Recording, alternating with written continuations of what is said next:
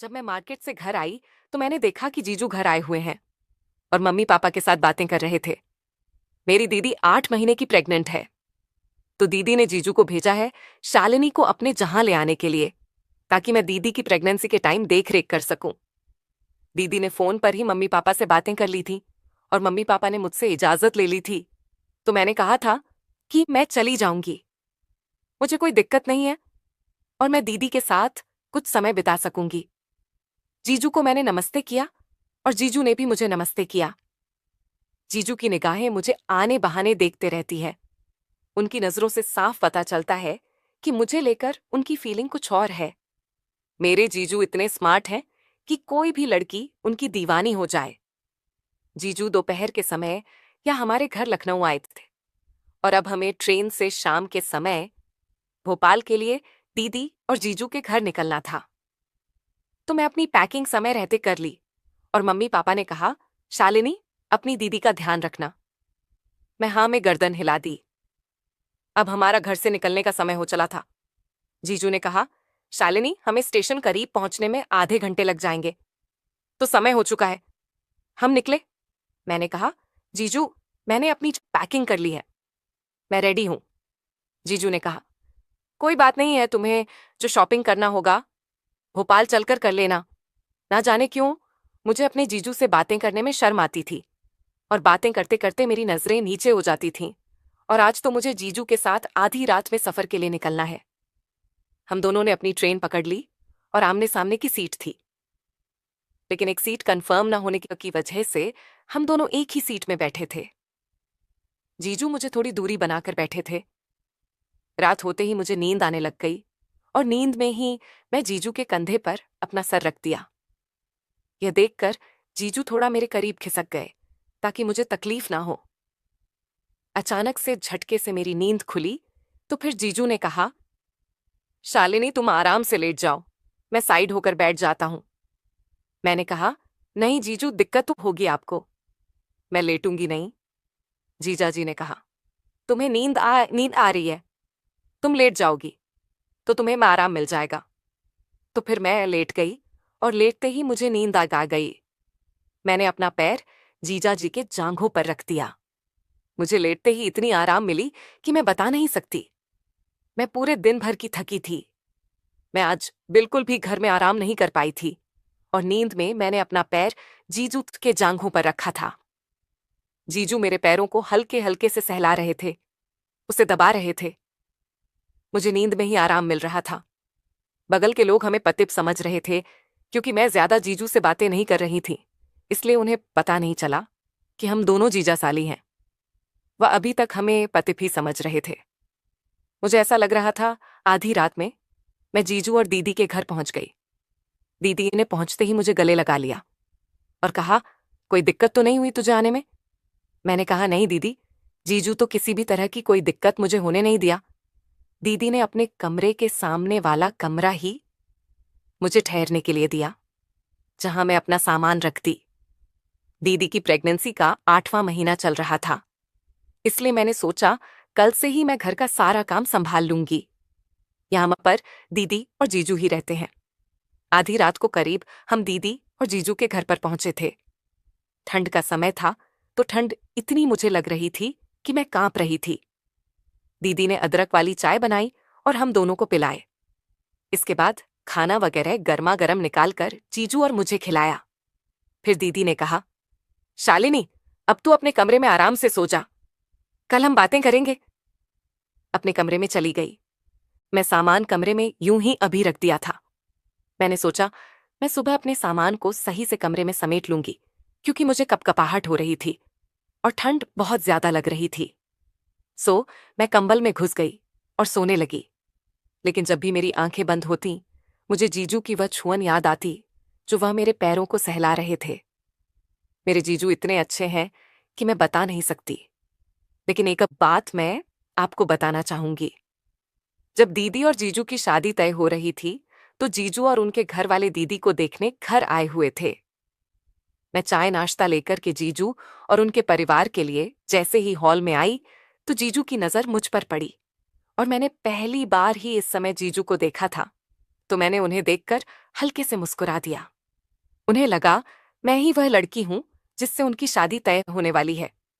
जीजू के माता पिता ने मुझसे कुछ बातें की और जीजू हल्के से मुस्कुरा रहे थे। फिर थोड़ी ही देर में माँ ने कहा, शालिनी जाकर दीदी को बुला लो। तो मैं दीदी को उनके कमरे से बुलाने ले गई और बुलाकर हॉल में लाई तो जीजू को पता चला कि मुझे नहीं, मेरी बड़ी बहन से उनकी शादी की बात चल रही है। ये बात जीजू ने मजाक मजाक में ही मुझसे शादी के बाद बताया था। तो यह सुनकर के मैं शर्मा गई थी। मुझे नींद नहीं आ रही थी। कंबल में गर्माहट के कारण मुझे अच्छा लग रहा था, लेकिन मेरे दिलो दिमाग में ना जाने क्यों जीजू का चेहरा घूम रहा था। ऐसा लग रहा था कि काश जीजू जैसा लड़का मुझे भी मिल जाए। कुछ देर के बाद मुझे प्यास लगी। मैं उठकर के किचन की ओर जाने लगी। तभी दीदी के कमरे से कुछ आवाज आ रही थी। ना चाहते हुए भी खिड़की की झेरियों में मैंने झांक करके देखा। दीदी और जीजू आपस में लिपटे एक दूसरे को चूम रहे थे। यह देखकर कि मेरा मन मचल गया और मैं पानी पी के अपने कमरे में आ गई और मेरी आंखों से नींद कोसों दूर थी। सुबह हुई, मैं नहा करके जैसे ही वॉशरूम से बाहर निकली, इस समय जीजू कमरे में आए। वह मुझे देखते ही रह गए। मैं तौलिए में लिपटी थी। जीजू एकटक मुझे निहार रहे थे। मैंने जीजू का इस तरह पहली बार देखा था, लेकिन जीजू का इस तरह से मुझे देखना ना जाने क्यों अच्छा लग रहा था। जीजू धीरे धीरे मेरे करीब आए। वह मेरे होठों को, जो लग रहा था कि चूमना चाह रहे हो, उनकी आंखें लाल हो रही थीं। वह अपने हाथों को धीरे धीरे मेरे चेहरे के पास ले आए, मेरे चेहरे से पकड़कर होठों के करीब ले आए। फिर एक झटके से अपने हाथ हटाकर बोले, मुझे माफ करना। मैं बिना दरवाजा खटखटाए अंदर आ गया। मैं ऑफिस जा रहा हूं। तुम्हारे दीदी सर में थोड़ा दर्द बता रही है। मैं नहीं जाने वाला था ऑफिस, लेकिन तुम्हारी दीदी ने कहा हल्का दर्द हो रहा है। कोई बात नहीं, आप ऑफिस चले जाओ, तो तुम देख लेना। मैंने कहा, जीजू।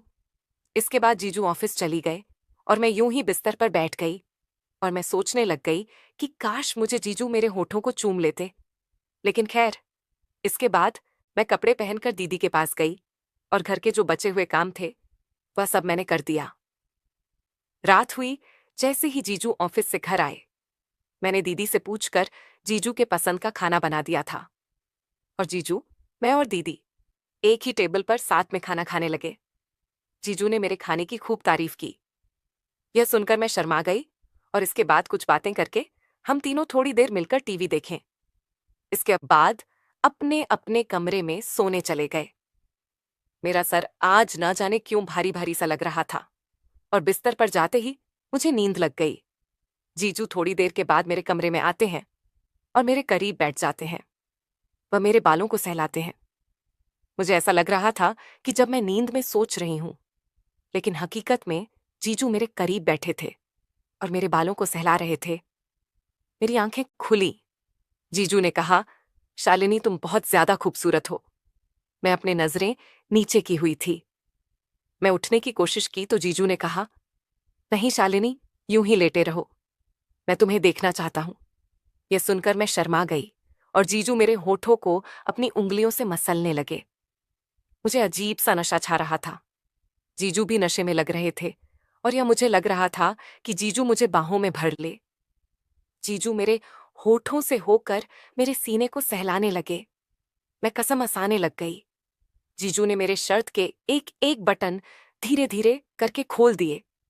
इसके बाद मेरे ब्रा को खोल करके उन्होंने बिस्तर पर फेंक दिया और उन्होंने मुझे बाहों में भर करके मेरे पूरे जिस्म को चूमने लगे। मुझे अब रहा नहीं जा रहा था। मैंने भी जीजू को बाहों में भर लिया और वह सब करने की इजाजत दे दी जो जीजू की आंखों में छलक रहा था। शालिनी, मैं तुम्हें जब से पहली बार देखा था तब से ही तुम मेरी नजरों में बसी हुई हो, लेकिन मैं तुम्हारी बहन से धोखा नहीं करना चाहता था।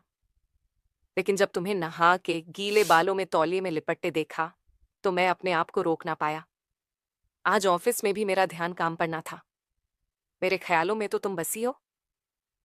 जीजू मेरे पूरे जिस्म को चूम रहे थे और कह रहे थे, आई लव यू शालिनी। मैं तुमसे बहुत प्यार करता हूं और तुम्हें पा लेना चाहता हूं।